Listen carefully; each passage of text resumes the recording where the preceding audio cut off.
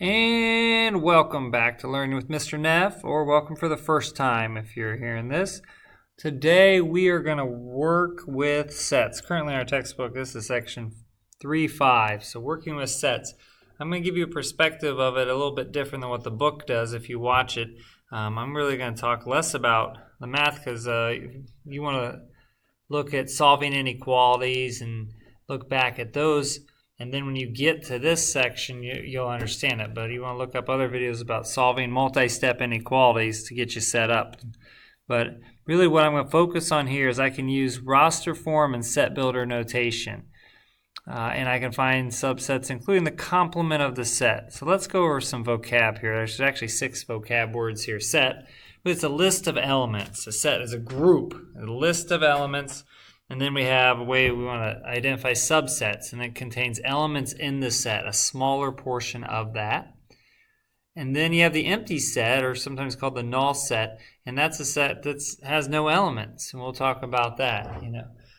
So you can have a set, all right, and you could have a set of, let's say, DVDs, and I have a set of DVDs, and then say a subset is all my romantic movies.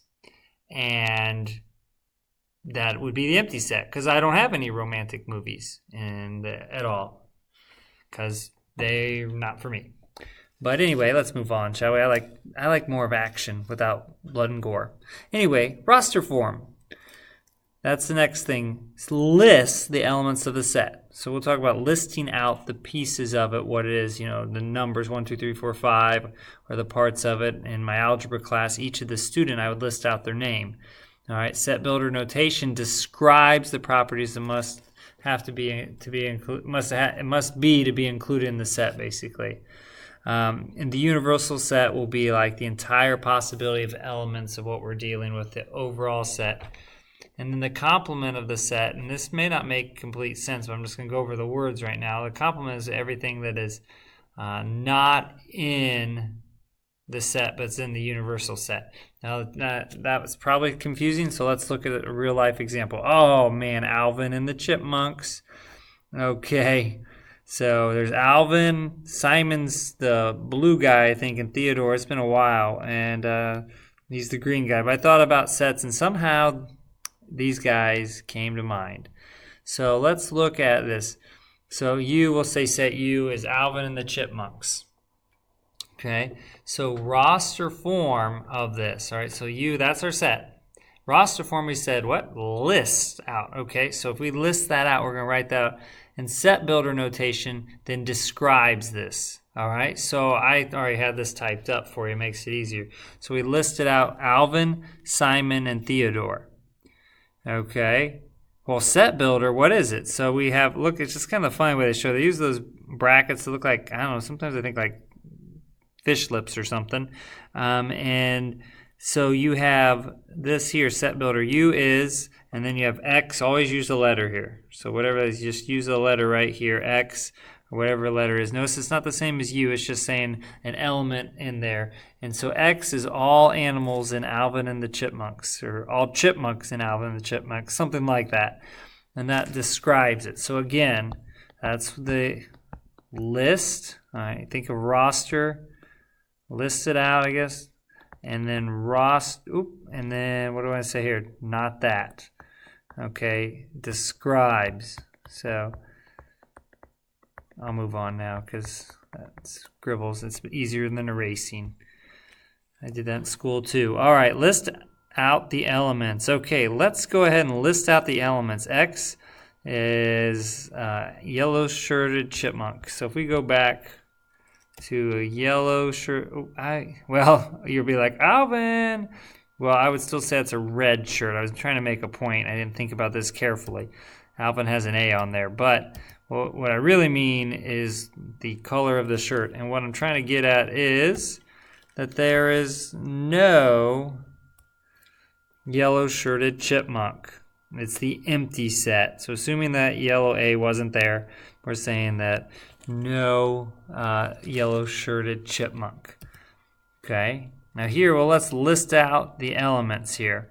Well, here's a subset. So of this, universal set. Here we have a subset, and we're going to describe that subset as a red shirted chipmunk. Okay, and actually I want to ignore this part right here because I'm going to use a what? Roster. I'm going to list them out here. That's what I'm going to do. And so here is the what? Set builder notation. Okay, good. So this is Alvin, right? So he's in the set.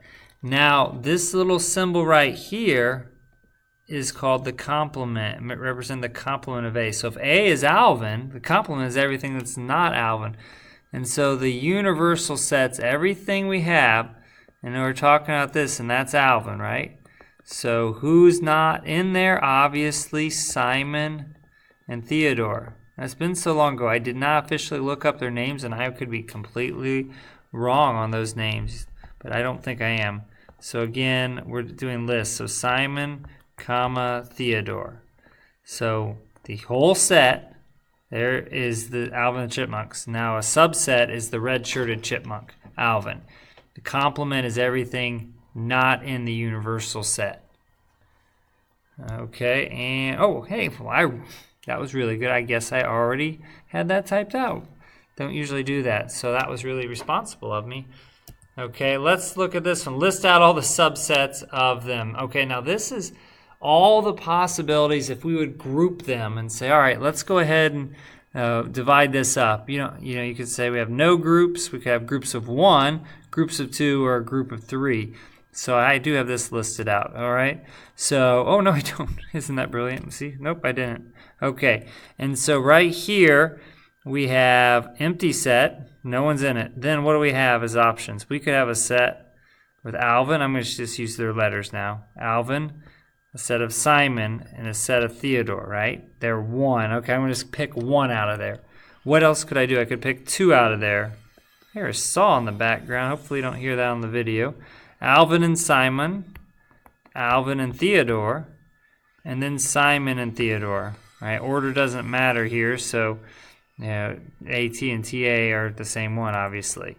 And so that's that. And then the final one, of course, is all of them. We still would call that a subset. So we actually have 1, 2, 3, 4, 5, 6, 7, 8 subsets of that. All right. So that gives you an overview in speaking not with numbers, but really just speaking in terms of sets and subsets of how that all works. All right. And so you could have anything is really a set. Again, kids in algebra class. And then of the kids in algebra class, you'd say who's in band, who's in choir, who's in knitting, whatever it is, and you could have the subsets of that beyond there and listing it out. Okay, so that's all for now, and then we'll look at doing some examples in the book here.